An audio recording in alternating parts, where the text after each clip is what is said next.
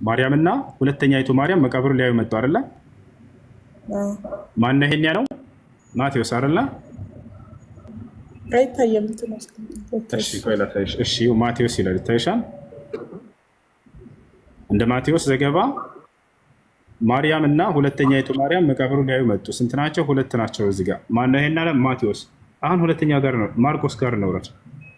ማርቆስስ ምን አለ? ማርቆስ ምን እንዳለ እንመልከት። ያው ማርቆስ ሰንበትም ካለፈ በኋላ መግደላዊት ማርያም፣ የያዕቆብም እናት ማርያም፣ ሰሎሜም መጥተው ሊቀቡት ሽቶ ገዙ ይላል። ሳምንት ካለፈ በኋላ መግደላዊት ማርያም፣ የያዕቆብ እናት ማርያም፣ ሰሎሜም መጥተው ሊቀቡት ሽቶ ገዙ ይላል። ስንት ናቸው? ሰሎሜ የሚለው ሌላ አካል ተጨምሮ ነው። ሌላ አካል ተጨምሮ ነው። ሌላውም ላይ እናያለን። ሌላውም ላይ ማየት እንችላለን። መቼ ነው የመጡት? እነሱም ከሳምንቱ በፊተኛው ቀን እጅግ በማለዳ ፀሐይ ከወጣ በኋላ ወደ መቃብር መጡ ይላል። ፀሐይ ከወጣ በኋላ። እሺ ሶስተኛ ሉቃስን እንመልከት። ሉቃስስ ምን አለ? ያው ሉቃስ ነገር ግን ከሳምንቱ በመጀመሪያው ቀን ያዘጋጁትን ሽቶ ይዘው ከእነርሱም ጋር አንዳንዶቹ ወደ መቃብር እጅግ ማልደው መጡ ይላል። ከእነርሱም ጋር ይለናል። እዚህ ጋር መጨረሻውን እንመልከተው መለስ አድርገን ማለት ነው። ያና እሺ እዚህ ጋር መለስ ብለን እናንበው። እነሆም ከጎና ጻድቅ ሰው የሸንጎ አማካሪ የሆነ ዮሴፍ የሚባል ሰው ነበረ። ይህም በምክራቸውና በስራቸውም አልተባበረም ነበር። አርማትያስም ከምትባል ከአይሁድ ከተማ ሆኖ እርሱ ደግሞ የእግዚአብሔር መንግስት ይጠባበቅ ነበር። ይኸውም ወደ ጲላጦስ ቀርቦ የኢየሱስን ስጋ ለመነው። እንግዲህ ከሞተ በኋላ ነው። አውርዶም በተልባ እግር ልብስ ከፈነው። ማንም ገና አልተቀባበረበትም። ከዓለትም በተወቀረ መቃብር አኖረው። የመዘጋጀት ቀንም ነበረ፣ ሰንበትም ሊጀምር ነበረ። ከገሊላም ከእነርሱ ጋር የመጡ ሴቶች ተከትለው መቃብሩን ስጋውንም እንዴት እንዳኖሩት አዩ ይላል። ተመልሰውም ሽቱና ቅባት አዘጋጁ፣ በሰንበትም እንደ ትእዛዙ አረፉ ይላል። ከዚያ በኋላ ቀጥሎ ምን አለ? ነገር ግን ከሳምንቱ በመጀመሪያው ቀን ያዘጋጁትን ሽቶ ይዘው ከእነርሱም ጋር አንዳንዶቹ ወደ መቃብሩ እጅግ ማልደው መጡ ይላል። አያቸው አይደለ? እንግዲህ ብዙ እንደሆኑ ገልጿቸዋል። እንቀጥሎ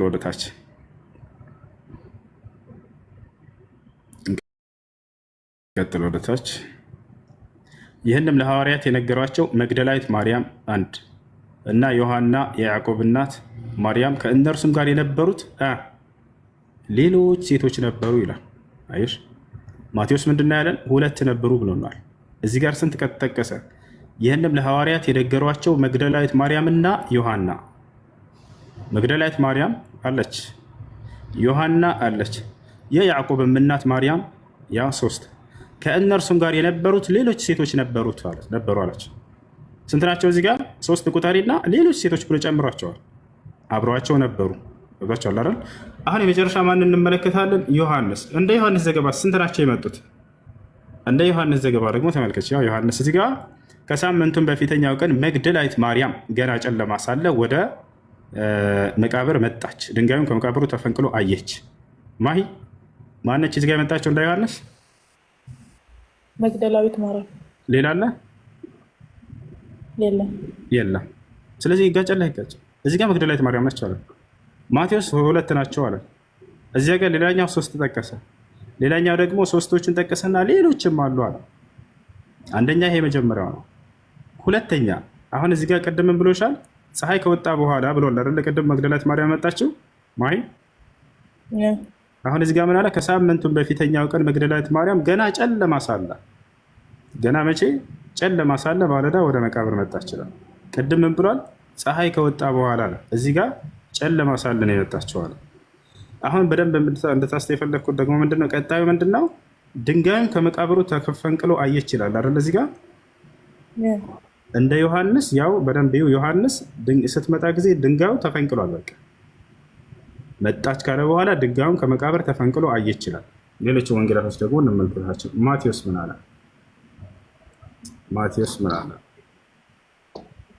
ያውና በሰንበትም መጨረሻ መጀመሪያው ቀን ሲነጋ መግደላዊት ማርያም እና ሁለተኛይቱ ማርያም መቃብሩን ሊያዩ መጡ። እነሆም የጌታ መልአክ ከሰማይ ስለወረደ ታላቅ የምድር መናወጥ ሆነ። ቀርቦም ድንጋዩን አንከባሎ በላዩ ተቀመጠ ይላል። አየሽ፣ ቅድምም ብሏል ተፈንቅሎ ነው ያየችው። አሁን ደግሞ እሷ መጣች። ከዚያስ ልክ ሲመጡ ራሱ ሲከፈተና ተቀመጠበት አለች። ምንድነው የመጣው እዚህ ጋር? ሌላኛው ነገር ማሂ የጌታ መልአክ ይላል አይደለ? ከሰማይ ስለወረደ ማነው የመጣው? መልአክ አይደለ? የጌታ መልአክ። አዎ መልአክ። ሌላ ቦታ ደግሞ ሰዎች እንደሆኑ ያሳየች ነው። አሁን እዚህ ጋር ሲመጣ ጊዜ ተፈንቅሎ ነው ያገኘው። ሶስተኛውን እስኪ እንመልከተው ምን እንደሚል። ማን ነው እዚህ ጋር ፈንቅሎ ተቀመጠበት ነው ያለችው። የመጀመሪያው ላይ ተፈንቅሎ ነው ያገኘሁት አለች። እዚህ ጋር ደግሞ ሉቃስ እንመልከተው። ነገር ግን ከሳምንቱ መጀመሪያው ቀን ያዘጋጁትን ሽቶ ይዘው ከእነርሱም ጋር አንዳንዶቹ ወደ መቃብሩ እጅግ ባንደው መጡ፣ ድንጋዩንም ከመቃብሩ ተንከባሉ አገኙት ይላል። ይህ እንደ ማቴዎስ ድንጋዩ ተንከባሉ አገኙት ነው የሚለው። እዚህ ጋር ማለት መጀመሪያ ማለት ታስተካክለኛል ከተሳሳትኩ ማለት ነው። ግን መጀመሪያ ላይ ማለት ነው ያ መላእክቶቹ ነበረ ልታየው ሄዳ ማለት ነው። ከዛ በኋላ እሷ አላመነችም። ልትሄድ ልትነግራቸው መነሳቱ ልትነግራቸው ሄደው እነዛ አላመኑም። ከዛ መጥተው ምናምን ሲያዩ እንደዚ አይነት ነገር ነው እንጂ እኮ አንድ እንትን አይደለም። እንደዛ አይደለም። እንደሄደች የሆነውን ነገር ነው እንደሄደች እሷ የሆነውን ነገር እንጂ ሄዳ ነግራ ለሐዋርያቶች ተመልሳ በመጣች ጊዜ አይደለም። ገና መጀመሪያው ገጽ ላይ ነው መታ ገና ሄዳ ስትነግራቸውማ ቅዠት እንደሆነ እንደነሱ የመሰላቸው ላሳይሽ ነው። ወደ እሱ አልደረስኩም። ከዛ እነሱ ከነገሯት በኋላ ደግሞ ይሄም አልሆነችም ብሎ ከዛ ሄደው ሊያዩ ነው የሄዱት እነዛ ሰዎች ማለት ነው። ብዙ ወደ እሱ ገና ነኝ አለ። እሷ ገና መቃብሩ መታ የሆነውን ነው አሁን እያሳየሁሽ አለሁት። ከዚያ በኋላ እነሷ ተመልሳ ሄዳ ነግራቸው ለሐዋርያቶች ከዚያ በኋላ የሚሆነውን ገና ልናይ ነው። እዚያ ጋር በጣም ትልቅ እንትን ያለው ቅዠት ነው እንዳሁም መነሳቱ ብለው ነው የሚያምኑት ሐዋርያቶች። እሱ ጋር ላሳይሽ ነው። እሺ አሁን እዚህ ጋር የመጀመሪያው ምን ብሎናል? መልአክ እንደሆኑ ነግሮናል። እሺ ከማቴዎስ እንጀምር። ምንድናቸው የነበሩት የሚለውን ማቴዎስ ይታይሻል አይደለ ማሂ? እነሆም የጌታ መልአክ ከሰማይ ስለወረደ ታላቅ ምድር መናወጥ ሆነ፣ ቀርቦም ድንጋዩን አንከባሎ በላዩ ተቀመጠ ይላል። ምንድነው? የጌታ መልአክ አይደለ?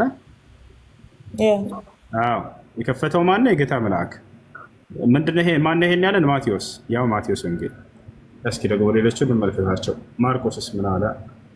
ማርቆስ ከሳምንቱም በፊተኛው ቀን እጅግ ማለዳ ፀሐይ ከወጣ በኋላ ወደ መቃብር መጡ። እርስ በርሳቸውም ድንጋዩን ከመቃብር ደጃፍ ማን ያንከባልልና ሊባባሉ ነበር ይላል። ቅድምም ብሏል ስትመጣ ጊዜ ተንከባሎ ነው ያገኘችው ብሏል አይደለ? እዚህ ጋር ደግሞ ማን ነው የሚያንከባልልን እያሉ ገና እየተጠያየቁ ነው ይለናል። አያችሁ አይደለ? የሚገራረም ግጭት። ድንጋዩ እጅግ ትልቅ ነበርና አሻቅበው ማይተው ድንጋዩ ተንከባሎ እንደነበር ተመለከቱ። ወደ መቃብሩም ገብተው ነጭ ልብስ የተጎናጸፈ ጎልማሳ በቀኝ በኩል ተቀምጦ አዩና ደነገጡ ይላል። ነጭ ልብስ የተጎናጸፈ ጎልማሳ በቀኝ በኩል ተቀምጦ አዩና ደነገጡ። ቅድም ብሎናል መልአክ ነው ብሎናል። ጎልማሳ። ይሄኛስ ምን አለ ሉቃስ? ድንጋዩን ከመቃብሩ ተንከባሎ ገብተውም የጌታን ስጋ አላገኙትም። እርሱም በዚያ ሲያመነቱ እነሆ ሁለት ሰዎች የሚያንጸባርቅ ልብስ ለብሰው ወደ እርሱ ቀረቡ ይላል። ሰዎች ናቸው። እዚህ ጋር ደግሞ ፈርተውም ፊታቸውን ወደ ምድር አቀርቅረው ሳሉ እንዲህ አሏቸው፣ ሕያውን ከሙታን መካከል ስለምን ትፈልጉታላችሁ? ተነስቷል እንጂ በዚህ የለም አሏቸው ይላል። ምንድናቸው? እዚህ ጋር ደግሞ ነጫጭ የለበሱ ሁለት ሰዎች አይደለ ማሂ?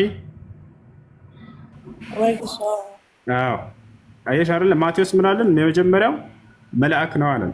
መልአክ፣ አንድ መልአክ፣ የጌታ መልአክ ብሎናል አይደለ? እዚህ ጋር ደግሞ ሰዎች ናቸው፣ ለዚያም ሁለት ሰዎች ናቸው አለ ድንጋዩን ያነሱት። እዚያኛው ጋር ደግሞ ምን አለ? ሁለት ጎልማሶች ናቸው አለ። እስኪ የመጨረሻው ዮሐንስ ምን እንደሚል ደግሞ እንመልከተው። ዮሐንስ እየሮጠችም ወደ ያውና ተፈንቅሎ አየች ነው የሚለው እዚህ ጋር ተፈንቅሎ አየች። እየሮጠችም ወደ ስምዖንና ወደ ጴጥሮስ ይወርድ ወደ ነበረው ወደ ሌላ ደቀ መዝሙር ያን ከመቃብር ወስዶታል ወዴት እንደሆነ። ስለዚህ ጴጥሮስና ያውና እዚህ ጋር በቃ እና ያ ነው። ለማንኛውም መልአክ ነው ይላል አንደኛው፣ ሌላኛው ሁለት ሰዎች ናቸው ይላል፣ ሌላኛው ሁለት ጎልማሶች ናቸው ይላል። ያን ይመስላል። አሁን ሌላኛው ምንድን ነው? ቅዠት መስሎ ታያቸው የሚለውን ላሳየች ነው።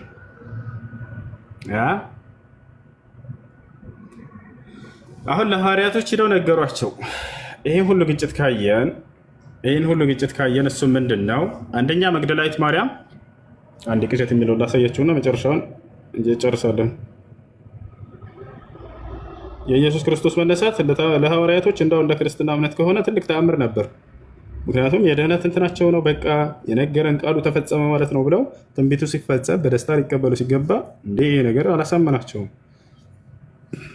ተመልከች እዚህ ጋር ይህንን ለሐዋርያት የነገሯቸው መግደላዊት ማርያም እና ዮሐና ያዕቆብም እናት ማርያም ከእነርሱ ጋር የነበሩት ሌሎችም ሴቶች ነበሩ አለ። ለሐዋርያት የነገሯቸው ይህም ቃል ቅዠት መስሎ ታያቸውና አላመኗቸውም ይላል። አያችሁ፣ ክርስቶስ ተነሳ ብሎ ሲነግሯቸው ጊዜ ለሐዋርያቶች ቅዠት መስሎ ታይቷቸው ነበር። ሌላስ አላመኗቸውም ይላል። ላለማመናቸው ማረጋገጫ ጭራሽ ጴጥሮስ እጅ ካላረጋገጥኩኝ አለ። ያው ጴጥሮስ ግን ተነስቶ ወደ መቃብር ሮጠ ይላል። ለምን ምሕረት አስፈልጋቸው? አሁን እንደሚነሳ ነግሮን ነበር። የነገራቸውን እውነት ነው፣ ትንቢቱ ተፈጸመ ማለት ነበር።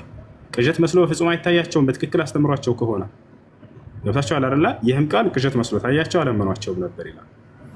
እንደ አጠቃላይ ይህን ይመስላል።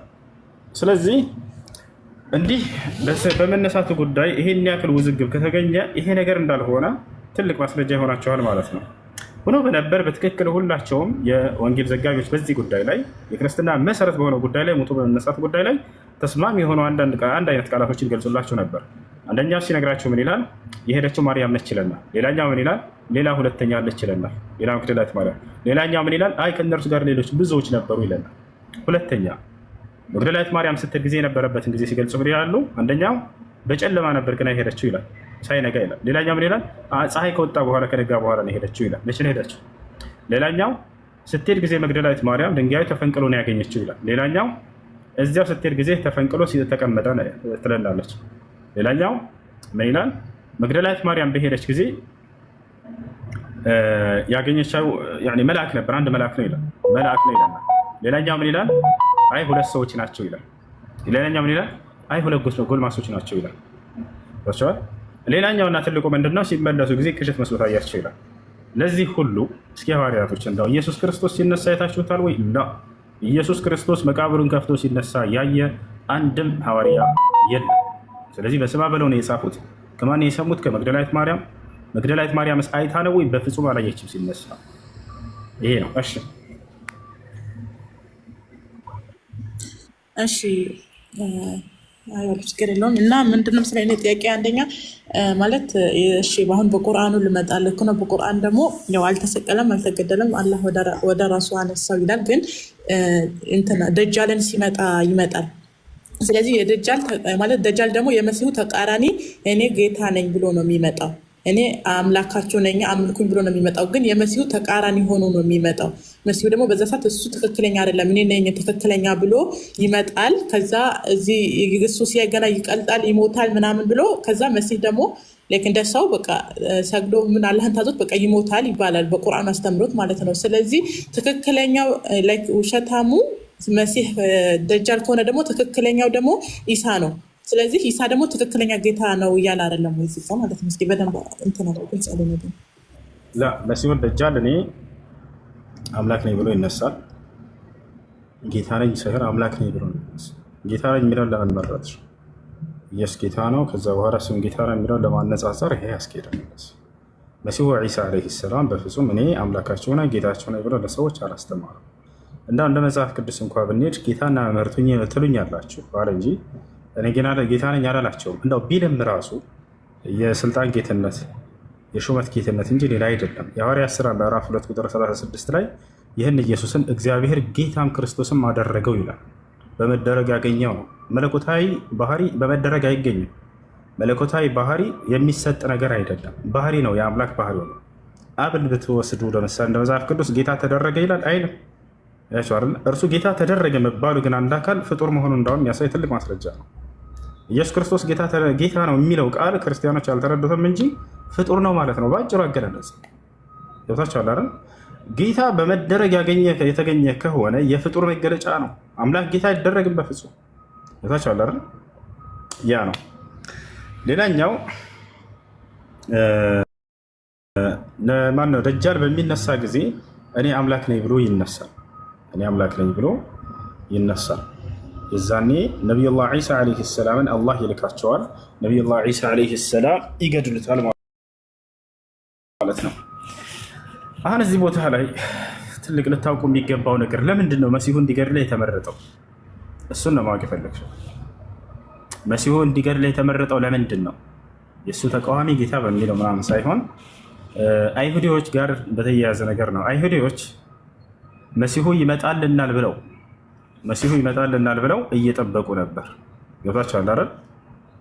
እስካሁንም ድረስ እየጠበቁ ነው። እውነተኛው መሲህ የድንግል ማርያም ልጅ ዒሳ ዓለይሂ ሰላም በመጣ ጊዜ አንቀበልም ብለው እሱን መልሰዋል። ይህን ሁላችን የምናውቀው ነገር።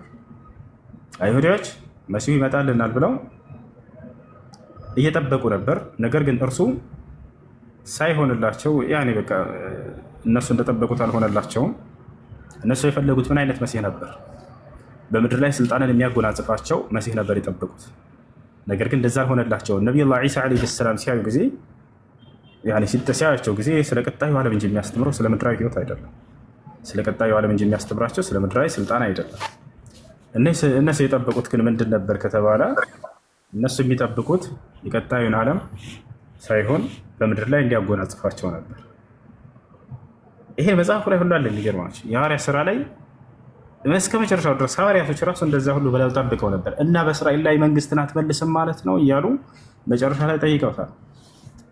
እንዳጠቃላይ ነቢዩላህ ዒሳ ዓለይሂ ሰላም ስለ ቀጣዩ ዓለም ሊነግራቸው እንጂ ስለ ምድራዊ ህይወት አይደለም። ባጭሩ አይሁዶች መሲሁን ይጠብቁ ነበር። ነቢዩላህ ዒሳ ዓለይሂ ሰላምን ይሄ እውነተኛው መሲህ አይደለም ብለው ተቃውመው ለመግደል ለመስቀል አሴሩበት። አላህ ሱብሓነሁ ወተዓላ አነሳው፣ ወሰደው። እስካሁን ድረስ መሲሁን እየጠበቁ ነው ወይ አይሁዶች? አዎ እየጠበቁ ነው። እስከ መቼ ድረስ ይጠብቃሉ አሉ ነቢያችን ሰለላሁ ዐለይሂ ወሰለም ትንቢቱን ነግረውናል። እስከ መቼ ድረስ ነው ሐሰተኛ መሲሁን የሚጠብቁት? ሐሰተኛው መሲህ እስኪመጣም ድረስ ይጠብቃሉ አሉ ነብዩ ሰለላሁ ዐለይሂ ወሰለም። ቃል በቃል ሐዲስ ላይ ምን አሉ? ከዚያም በኋላ አላህ ሱብሓነሁ ወተዓላ ማንን ያስነሳል? ማን ነው? ምን አሉ ነቢያችን ሰለላሁ ዐለይሂ ወሰለም? በመጨረሻው ዘመንም ላይ ሐሰተኛው መሲህ ይነሳል አሉ። ከዚያስ አይሁዶችም ይከተሉታል አሉ። አያችሁ፣ የዛኔ ነው አይሁዶች የሚከተሉት መሲሁ መጣልን ብለው የሚቀበሉት። ነቢያችን ሰለላሁ ዐለይሂ ወሰለም ቃል በቃል ይናገራሉ ሐዲስ ላይ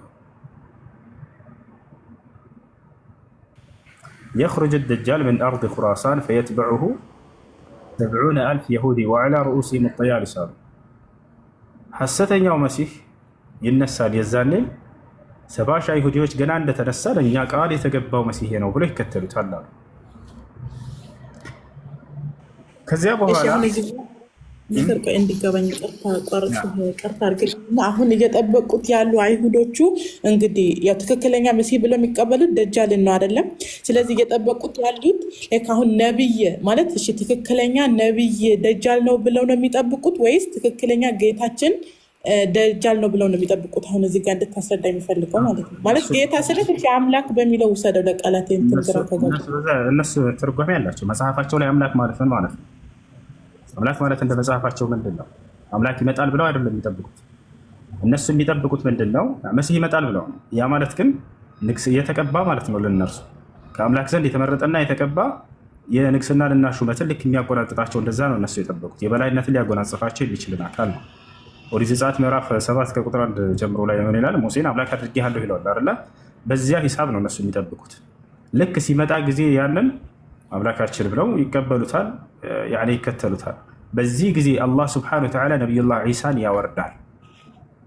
ዒሳ መሲሁን የሚገድልበት ምክንያት ከእነርሱ ጋር የተያያዘ ነውና እውነተኛውን መሲህ መልሰዋል አይሁዶች አንቀበልም ብለው።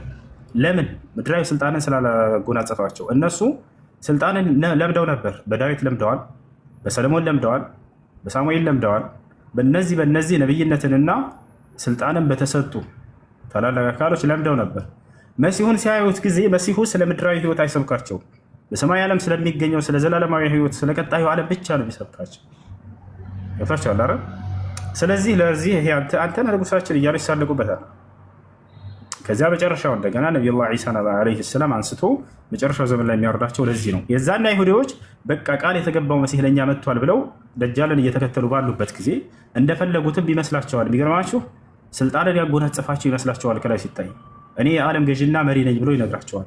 ይከተሉታል። ነቢ ሰለላሁ ዐለይሂ ወሰለም የጦር ልብሳቸውን ለብሰው ሁሉ ይከተሉታል ብለው ቃል በቃል ተናግረውታል። በየሄደበት ቦታ ብረውት ይሄዳሉ፣ ይከተሉታል። መጨረሻ ላይ መሲሁ ዒሳ ዓለይሂ ሰላም እስኪወርድም ድረስ የበላይነትን ይጎናጸፋል በምድር ላይ አለ። መጨረሻ ላይ ነቢዩላህ ዒሳ አወራረዱን ሁሉ ተናገሩ። ከዚያም መሲሁ በመላእክቶች ታጅቦ ይወርዳል አሉ።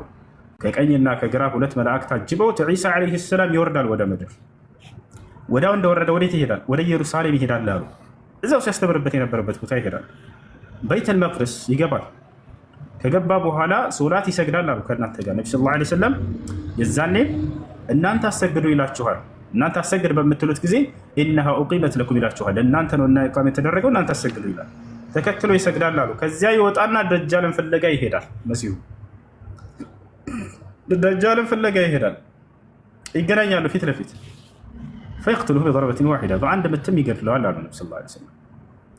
አሁን መሲሁን ሐሰተኛውን መሲህ እንዲገድል የተደረገው መሲሁ ዒሳ ዓለይሂ ሰላም የበላይነትን ፈልገው አይሁዲዎች ያን እውነተኛውን መልሰው ነበር። መሲሁን የበላይነትን ፈልገው ይሄኛውን ሐሰተኛውን መሲህ አገኘን ብለው በጨፈሩ ጊዜ አላህ ሱብሓነሁ ወተዓላ ያንን የመለሱትን እውነተኛውን መሲህ ያወርድና ሐሰተኛውን የበላይነት አገኘንበት ያሉትን መሲሃቸውን ያጠፋላቸዋል። የበላይነትንም ለመሲሁ ያጎናጽፈዋል። ያንን የበላይነት ፈልገውበት የነበሩበትን መሲህ ሲያጠፋላቸው አይናቸው ያ ከእርሱ ጋር ስለሚያያዝ ነው መሲሁ ዒሳ ዓለይሂ ሰላም ይግደል የተባለው የተወሰነው። ነቢያችን ሰለላሁ ዐለይሂ ወሰለም መግደል ይችሉ ነበር። አዎ ቃል በቃል ተናገሩ። ምን ያሉ? ለው ኸረጀ ወአነ በይነ አዝሁሪኩም ለከፈይቱኩም ዐንሁ ይላሉ። ቃል በቃል ሶሒህ በሆነ ሐዲስ ላይ እኔ በህይወት እያለሁ በመካከላችሁ ቢነሳ ኑሮ እኔ በቃችሁ ነበር አሉ። ያው አቅማቸው ነበራቸው በአንድ ይዘሩልን ነው። ነገር ግን ጥበቡ አይሄድም። ነቢ ሰለላሁ ዐለይሂ ወሰለም ጋር ምን ያገናኘዋል? ሐሰተኛው መሲህና ይሁዲዎች የሚገናኙት ከመሲሁ ከዒሳ ጋር ስለሆነ ነው። ገብታችኋል አይደል? ኢብራሂም መጥቶ ቢገድለው ይችል ነበር፣ አያስኬድም። ግን ጥበቡ አይሄድም። ሙሳ መጥቶ ቢገድለው ይችል ነበር ነቢያቶች፣ ጥበቡ ግን አይሄድም በፍጹም። ገብታችኋል አይደል? አምላክ ዝም ብሎ በከንቱ አይደለም አንድ ነገር የሚያደርገው። መሲሁን የወሰደው አንደኛው ዓላማ ይሄ ነው። ሐሰተኛውን መሲህ አግኝተናል፣ መሲሁ መጥቶልናል ብለው ሲፎክሩ ጊዜ የዛን ያን የካዱትን ያስተባበሉትን እውነተኛውን መሲህ አላህ ያወርድና ሂድና እውነት መሲሁን አግኝተናል ብለው እየጨፈሩ አንተ ፈጽምባቸው ይለዋል። ዒሳ ዓለይሂ ሰላም መጥቶ ሐሰተኛውን መሲህ ፈጽመዋል። ከዚያ በኋላ ምን ያደርጋል? ዒሳ ወደ መካ በመሄድ ሐጅ ያደርጋል። ነቢያችን ሰለላሁ ዐለይሂ ወሰለም ሶሒህ በሆነ ሐዲስ ላይ ተናገሩ። ثم የሑጁ በይቱላሂል ሐራም ወያዕተሚር ወደ መካ በመሄድም ሐጅና ዑምራን ይሰራል መሲሁ አሉ። ከዚያስ በኋላ ثم يدعو الناس إلى دين الله عز وجل ከዚያም ሰዎችን ወደ አላህ ዲን ወደ ኢስላም ይጣራል አሉ። ወላ የብቃ ፊ ዘማኒሂ ኢላ ልእስላም ቃል በቃል ነቢ ሰለላሁ ዐለይሂ ወሰለም ምን አሉ? በእርሱም ዘመን ከእስልምና ውጭ ሌላ አንድም ሃይማኖት ምድር ላይ አይኖርም አሉ። ወላ የቅበሉ ኢላ ልእስላም ከእስልምና ውጭ ሌላ አንድም ሃይማኖት አያስተናግድም አሉ። ፈዩህሊክ ላሁ ኩለ አልሚለል ፊ ዘማኒሂ በእርሱ ዘመን አላህ ሁሉም ሃይማኖቶች እንዲጠፉ ያደርጋል። ነቢዩላህ ዒሳ ዓለይሂ ሰላም የመምራቱን ስራ ይቀበላል። ለዚህ ነው ነቢ ሰለላሁ ዐለይሂ ወሰለም መሲሁ የዘመኑ ፍጻሜ ላይ በሚወርድ ጊዜ እርሱ ያስተዳድራችኋል ብለዋል። የዓለም አስተዳደር እርሱ ይሆናል። በመሲሁ ዘመን በቁርአንና በሐዲስ ትውልድ ይተዳደራል። ፈየኡሙኩም ቢኪታቢላህ ወሱነቲ ያሉ ነቢ ሰለላሁ ዐለይሂ ወሰለም የዛኔ መሲሁ በቁርአንና በእኔ ሐዲስ ይመራችኋል፣ ያስተዳድራችኋል አሉ። በመሲሁ ዘመን ፍቅር ይሰፍናል። ጀማዓ ዓለም ከተጀመረች ጀምሮ እስከ ዓለም ፍጻሜ ድረስ እንደ መሲሁ ዘመን ድሎት የሚኖሩበት ዘመን የለም ብለዋል ነቢ ሰለላሁ ዐለይሂ ወሰለም። ወዩፊዱል ማል አሉ መሲሁ ገንዘብን ያትረፈርፋል ትውልድ አሉ። ለምን? መሪ ነው። መሪ ከሆነ ደግሞ የሀገሪቱ ኢኮኖሚ በእርሱ ቁጥጥር ስር ይሆናል አይደል? በመንግስት ስር። የዛኔ እርሱ ስለ ምድራዊ ህይወት የሚያስብ ነብይ አይደለም እንደ ምድራዊ ባለስልጣናቶች። ስለዚህ ምን ያደርጋል? አጠቃላይ ለትውልድ ሁሉ ገንዘብን ይሰጣል፣ ይለካል። የዛኔ አንዲትም ድሃ በምድር ገጽ አይኖርም አሉ ነቢ ሰለላሁ ዐለይሂ ወሰለም። አያቸው አይደለ? ትውልድን ሁሉን ካብላ ጠጣ ብሎ ይሰጣቸው። ለራሱ አይፈልግም መሲሁ። መሲሁ የምድር ሰው አይደለም። መሲሁ ወላሂ እናንተ እንደምታስቡት አይደለም። ስለ ራሱ ሳይሆን ስለ አምላኩ ክብር ብቻ የሚጨነቅ የሆነ ነብይ ነው። በፍጹም መሲሁ ዒሳ ዓለይሂ ሰላም እኔን አምልኩኝ አላለም። መሲሁ ዒሳ ዓለይሂ ሰላም ለዚች ምድራዊ ህይወት እችን ታክል ቅንጣት ታክል ቦታ የለውም። ሌላ ታሪክ ልንገራችሁ ስለሱ። ነቢዩላህ ዒሳ ዓለይሂ ሰላም ለምድራዊ ህይወት ምንም ጣጣ እንደሌለው ማለት ነው። በእርሱ ዘመን ከተከሰተ አንድ ካደረጋቸው 3 ተአምራቶች መካከል ነቢዩላህ ዒሳ ዓለይሂ ሰላም ሰፈር መውጣት ፈለገ። አዛ ያደርጉታል አይሁዲዎች። አይሁዲዎች እርሱን አልተቀበሉትም ነበር አብዛኞቹ። በዚህ ጊዜ ሰላም ለማግኘት ብሎ ዒሳ ዓለይሂ ሰላም ይሄዳል። ከዕለታት አንድ ቀን እየሄደ እያለ አንድ አይሁድ እስኪ እንዳው ይህ የሚለው ነገር እውነት ከሆነ እውነተኛም ከአምላክ ዘንድ የተላከ መልእክተኛና ነቢይ ከሆነ ዛሬ የሚሰራውን ሁሉ ለማየት እከተለዋለሁኝ ብሎ ወሰነ። ዒሳ ሆይ ልከተልህ ፍቀድልኝ፣ በምትሄድበት ሁሉ ጉዞ ላይ ነው እና ተከተለኝ አለው ዒሳ ዓለይሂ ሰላም። ጉዞ መሄድ ጀመሩ። ስንቅ እንዲያዝ ተባባሉ። ጉዞ ነውና 3 ቂጣ ገዙና ይይዛሉ ለጉዟቸው ስንቅ የሆናቸው ዘንድ። ዒሳ ዓለይሂ ሰላም ያዝ ይሄን አለው ለሰውየው። በጉዟችንም ላይ በምንራብ ጊዜ እንድንበላው ይሆነናል አለው። መሄድ ጀመሩ። በመሀል መንገድ ላይ ዒሳ ዓለይሂ ሰላም እየሄደ እያለ አንድ ማየት የተሳነውን ልጅ አገኘ። ነቢዩላህ ዒሳ ጠጋለና ቢስሚላህ ብሎ በአላህ ስም ብሎ አይኑ እንዳበሰው ወዲያውም አይኑ ተከፈተ። የአይሁድ በጣም ደነገጠ። እንዴ ማየት የማይችል የነበረ ልጅ ከቅጽበት በፊት አሁን አየ ብሎ በጣም ይቅርታ መጀመሪያ ረሳሁት። ሶስቱን ቂጣዎች ይዞ እየሄደ እያለ ዒሳ ዓለይሂ ሰላም እና ሰውየው ና እንብላ ብለው ያወጣሉ። አውጣ ይለዋል ዒሳ ዓለይሂ ሰላም። ልክ ያንን ሲያወጣ ጊዜ ቀድሞ ሰውየው አንዱን በልቶት ነበር። አንዱን በልቶታል፣ ሁለት ነው ያለው። ከዚያ ዒሳ ዓለይሂ ሰላም ሲያይ ጊዜ ሁለት ነበር ያገኘው። የት አለ አንደኛው ብሎ ሲጠይቀው እኔ ያላየሁም ብሎ ሸመጠጠው፣ ይክደዋል። ኧረ ተናገር ይለዋል። ሰውየው አይን ያላየሁም ብሎ ይክዳል። ከዚያ በኋላ ዒሳ ዓለይሂ ሰላም ያን ያለውን ተመገቡና ሄዱ። ከዚያ በኋላ ይህን ህፃን ልጅ ያገኘው ቅድም ያልኳችሁን ማየት የተሳነው ነበር። ዒሳ ቢስሚላህ ብሎ በአላህ ስም ብሎ ይህን ነገር ፈረደ ላሁ ለሁ አይኑን አላህ ስብሐነሁ ወተዓላ መለሰለት ለዒሳ ዓለይሂ ሰላም። በዚህ ጊዜ ይህ አይሁድ በጣም ተደነቀ። በፊት ማየት የማይችል ልጅ አሁን እንዳይሆነ ብሎ ይናገራል። አድሚኖች አንዴ ከዚያ በኋላ ከቅጽበት በፊት ማየት የተሳነው ልጅ አሁን እንዳይሆነ ይሄ ሚን አዕጀብ ልዑጃብ በጣም የሚያስደንቅና የሚገርም ነገር ነው ይላል። ዒሳ ዓለይሂ ሰላም ወደ ሰውየው ዘወር አለና ምን ይለዋል? አንተ ሰው ሆይ የዚህን ልጅ አይን በመለሰ በአምላኬ በአላህ ስም እለምንሃለሁ የቅድሙን ዳቦ ወይም ቂጣ ማን የበላው ተናገር ይለዋል። መሲሁ ስለ ቂጣ አሳስቦት አይደለም፣ የእውነትና የውሸት ጉዳይ ነው። ይዛችኋል። አይ እኔ አልበላሁም ብሎ ሰውየው ይሸመጥጣል፣ ይክዳል። ነቢዩላህ ዒሳ አልተከራከረውም፣ ጉዞውን ቀጠለ። አሁንም እየሄዱ እያለ ዒሳ ዓለይሂ ሰላም እና ሰውየው የሆነ ባህር አጋጠማቸው። ይህን ባህር እንዴት ልናልፍ ነው ብሎ ይህ አይሁድ ይናገራል። ዒሳ ዓለይሂ ሰላም ምን አለው? እኔ ቢስሚላህ በአላህ ስም ብዬ ባህሩን እረግጣለሁ፣ አላህ መሬት ያደርግልናል፣ የዛኔ እንሄዳለን፣ ትሄዳለህ አንተም አለው። ከዚያ በኋላ ባህሩ ላይ ቢስሚላህ ብሎ ዒሳ ዓለይሂ ሰላም ልክ ሲረግጥ ጊዜ የዛኔ መሬት ሆነ። ከዚያ በኋላ ሰውየውና ዒሳ ዓለይሂ ሰላም አለፉ። በጣም ተደነቀ። ከቅጽበት በፊት ባህር የነበረ ሜዳ ሆነ። ይህ በጣም የሚደንቅ ነው አለ። በዚህ ጊዜ ዒሳ ዓለይሂ ሰላም ዘወር አለና ይሄን ባህር ለእኔና ለአንተ መሬት ባደረገ በአምላኬ በአላህ ስም እጠይቅሃለሁኝ ያንን ዳቦ ቂጣ ማን የበላው ተናገር አለው። እኔማ አከልት እኔ በፍጹም አልበላሁም ማለት ካዳውን። አሁንም ጉዟቸውን ቀጠሉ። እየሄዱ እያለ ነቢዩላህ ዒሳ ዓለይሂ ሰላም 3 ድንጋዮችን አነሳና ወደ አላህ ስብሐነሁ ወተዓላ ዱዓ አደረገ ወደ ወርቅ እንዲቀይርለት። ወዲያውም ወደ ወርቅ ተቀየረ። ዒሳ ዓለይሂ ሰላም በዚህ ጊዜ ምን አደረገ? ጥበቡን ተመልከቱ። ዒሳ ዓለይሂ ሰላም በዚህ ጊዜ ምን አደረገ? አንዱን ወርቅ ሰጠውና ለሰውየው ለዚህ ለአይሁድ አንዱን ያዘ ዒሳ። በዚህ ጊዜ ምን አደረገ? ይህ አይሁድ አንደኛው ስለማን ነው ብሎ ጠየቀው ዒሳ ዓለይሂ ሰላም። አንዱን ተካፈለን፣ አንደኛው ስለማን ነው ሲል ጊዜ ዒሳ ምን አለው? ጥበቡን ተመልከቱ። ዒሳ የጥበብ ባለቤት ነው። አላህ በቁርአን ላይ ጥበብን ችሬዋለሁ ብሎ ገልጾታል። አንደኛውን ደግሞ ቂጣውን ለበላው ሰው ነው አለው ዒሳ። በዚህ ጊዜ ይህ አይሁድ አላስቻለው። እኔ ነኝ የበላሁት እንግዲህ አሁን ሳለ ነቢዩላህ ዒሳ ዓለይሂ ሰላም እንካ ብሎ ሰጠው። የኔንም ወርቅ እንካ ውሰድ ብሎ 3ንም ሰጠው። ጉዟቸውን ሊቀጥሉ ነው። ጉዟቸውን አልቀጠሉም። እኔ በቃ ይሄን ካገኘሁኝ ልመለስ ነው አለ አይሁድ። ዒሳ ዓለይሂ ሰላም በዚህ ያገኘው ሰውዬው ውሸቱ አያቸው። የሰው ልጅ በፈለገ ነገር ሊጠነክር ይችላል። በዱንያ ግን በምድራዊ ጥቅማጥቅም ግን አይጨክንም። አያቸው፣ በገንዘብ አይጨክንም። ዒሳ ጥበቡን ተመልከቱ። ምን አደረገ? አንዱን ሰጠው፣ አንዱን ወሰደና አንደኛውን ደግሞ ቂጣውን ለበላ ሰው ነው። ያ ሰው ሲመጣ እንሰጠዋለን አለ። እኔ ነኝ የበላሁት እውነቱን ልንገርህ አለ። እንካ ብሎ ሰጠው። የራሱንም ሰጠው ዒሳ ዓለይሂ ሰላም። በዚህ ጊዜ ከሰጠው በኋላ ዒሳ ጉዞውን ቀጠለ። ሰውየው በቃኝ ብሎ ሄዳ ባገኘ ጊዜ ጓደኝነትንም ከዳዘው። ከዚያ እዛው ቁጭ ብሎ ተቀመጠ። በዚህ ሁኔታ ሳለ ወርቁን ታቅፎ 3 ፈረሰኞች ይመጣሉ። ከዚያ በኋላ እዩት፣ ወርቃ ይዞ ይሄን ሰውዬ ለምን ይሄን ሰው ገለን ግንባሩ ብለን አንቀበለውም አንከፋፈልም እኛ 3ታችን አሉ። እሺ ተባባሉ፣ ገደሉት። ይሄን አይሁድ ቀጥታ ሄደው ወርቁ ላይ ተቀመጡ፣ ያዙት። ከዚያ ርቧቸው ነበር። 3ቱ ፈረሰኞች ምን ይላሉ? ከመካከላችን አንዳችን ሄዶ ቂጣ ገዝቶ ይምጣ የምንበላው፣ እስከዛ ሄድ ወርቅ እዚህ እንጠብቃለን። እሺ አለና አንደኛው ገንዘብ ይዞ ሄደ ሊገዛ። ይሄ ሰው እየሄደ ያለ ሰይጣኑ ሰወሰው ጭንቅላት ላይ ምን አለ? ለምን ይሄ እነዚህን ጓደኞቼን ቂጣውን ገዝቼ ስመጣ መርዝ አድርጌበት ምግቡ ላይ ሰጥቻቸው ወርቁን ብቻ ለምን አልወስድም ሶስቱንም አለ። እዚያ ሁለቱ ሆነው ደግሞ ምን ብለው ያሲራሉ?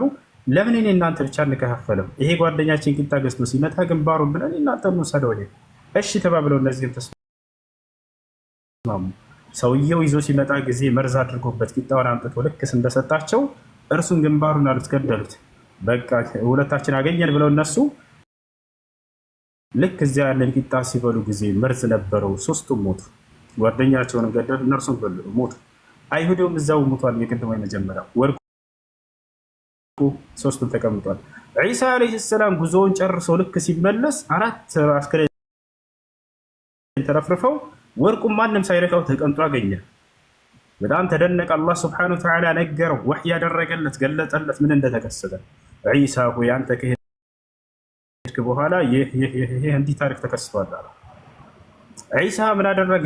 ወርቁን ይዞት ሊሄድ ወላሂ አይፈልግም። ወርቁ እሱ የምድራዊ ሰው አይደለም። ዒሳ ዓለይሂ ሰላም ቅድምም ጥሎለት ነው የሄደው። ነገር ግን አንድ ንግግር ተናግሮ ሄደ። ምን አለ ዒሳ? ፈቃል ሃከዛ ተፍዐሉ ዱንያ ቢአስሓቢሃ፣ የዚች ምድራዊ ህይወት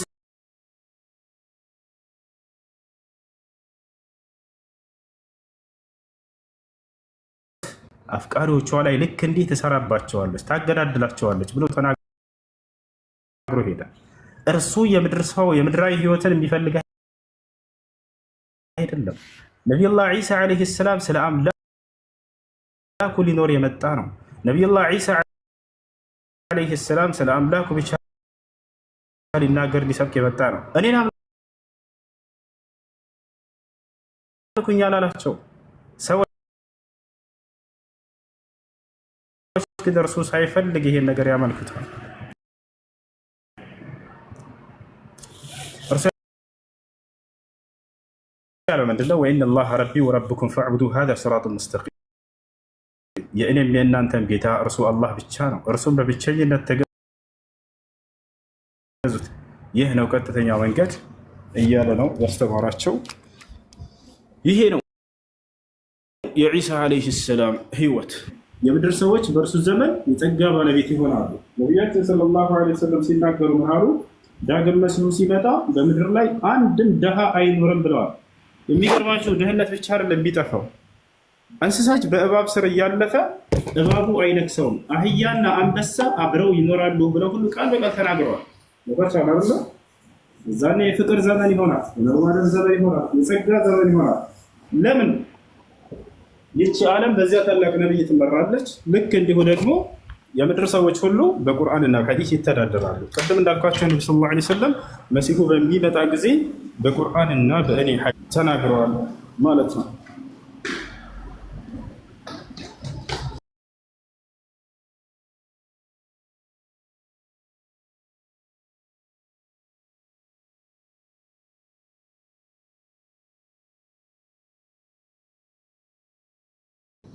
አምላክ በዚህ ምድር ላይ ይመጣል ብለው አያምኑም። አምላክ የሚለው ኦሪት ዘጸአት ምዕራፍ 7 ቁጥር 1 እያልኩ ስነግርሽ ነበር። አይሁዶች እስካሁንም ድረስ ከዚህ በፊትም ኢየሱስ ክርስቶስን አምላክ ነህ አይደለም ብለው ጠይቀውትን ተጠራጥረው የማያውቁም። ስለ መለኮታዊ ባህሪ ሳይሆን እያሉት ያለው ምንድን ነው? እነሱ ልክ ሙሴ በተገለጸበት ኦሪት ዘጸአት ምዕራፍ 7 ቁጥር 1 ላይ ሙሴን አምላክ አድርጌዋለሁኝ ይላል አይደል እግዚአብሔር። በዛ ሂሳብ እነሱም ለዚህ ዓለም ገዥና እንደ አለቃ ይሆናል ተብሎ የሚታሰብ ነገር ያ ነው።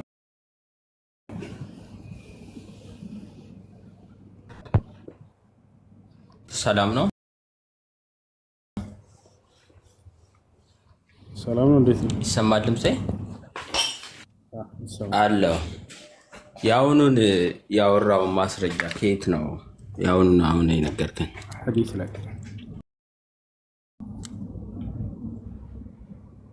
ኦኬ፣ አዲስ ላይ ኦኬ። ማለት ከአዲስ የተጻፈው ኢየሱስ ክርስቶስ ከሄደ 600 ዓመት በኋላ ነው አይደል? ኢየሱስ ክርስቶስ የመጣ ከመቼ በኋላ ነው?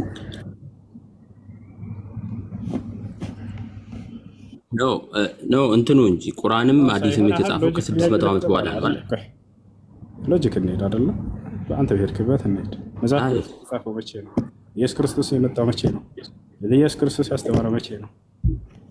እስኪራ እንደዚህ ጥያቄ ተጠየቅ መጽሐፍ ቅዱስ ላይ ስለ ክርስትና መጽሐፍ ቅዱስ ማስረጃ ነው? አዎ ማስረጃ ነው። ያ እሱን ችግር የለውም። እሺ ስለ እስልምና እሱን አመጣለሁ። የእስልምና የመረጃ ምንጮች ታመጣለህ? ያ 2025 አሁን ባለንበት ይሄ ዓመት የኢየሱስ ክርስቶስ ልደት ነው እያልክ ነው። መጽሐፍ ቅዱስ ላይ ጥያቄ ብትጠይቅ ማስረጃ ታመጣለህ? እኔ ከመጽሐፍ ቅዱስ ውጭ አልጠይቅህም። እኛ ጋር ሙስሊሞች ጋር ስትመጡ ጊዜ የመረጃ ምንጮች ቁርአንና ሐዲስ ናቸው። ልክ ስንነግራቸው ጊዜ በዚያ ላይ አይ ቁርአንና ሐዲስ ፈልግም ትላላችሁ አይደለ? ለምን አሁን ወደዛ ልትሄድ ነው አንተ? ሐዲስ መቼ ነው የተጻፈው ብለህ ጀምር። ከዛ በኋላ እንደዚህ አሁንም እንደዚሁ እኛ ጥያቄ ጠይቀህና ስለ ክርስትና ከቡድሂዝሞች መጽሐፍ ስጠኝ ብለህ ትሰጠኛለህ ወይም ከሂንዱይዝም ነው? ከሂንዱይዝም ሳይሆን አሁን ለምሳሌ የኢየሱስ ክርስቶስን አለመሞት አንተ እያወራ ነበረ። መጽሐፍ ቅዱስ ላይ ደግሞ እንደሞተ። ስለዚህ አሁን አንተ ከክርስትናዎች ጥያቄውን መጀመሪያ መልስ። ስለ ክርስትና ጠይቅህና ከመጽሐፍ ቅዱስ ውጭ መልስ ልጠይቅህ ነው። ትስማማለህ? ችግር የለውም። እሺ በጣም ጥሩ።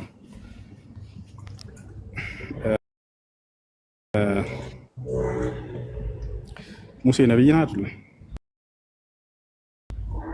ነብይ ነው። ከሙሴ በፊት ስለ ነብይነቱ የተናገረ አንድ አካል ስጠኝ። ማለት ግልጽ ነው። ከሙሴ በፊት ስለ ሙሴ ነብይነት የተናገረ አንድ ነብይ ማስረጃ ከመጽሐፍ ቅዱስ ውጭ የለም። አመሰግናለሁ። እሺ